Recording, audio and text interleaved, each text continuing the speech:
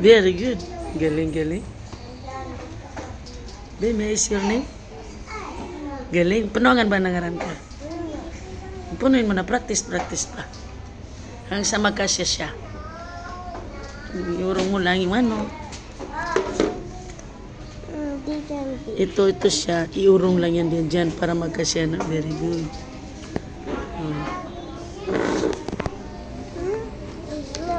No, no.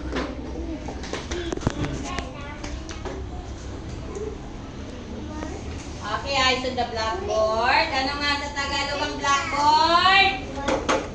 Ano nga tawag dito sa Tagalog? Pisara. Pisara. Yes, okay, eyes on the board. Okay, tunog. Pisara. Anong tunog dito? Pisara.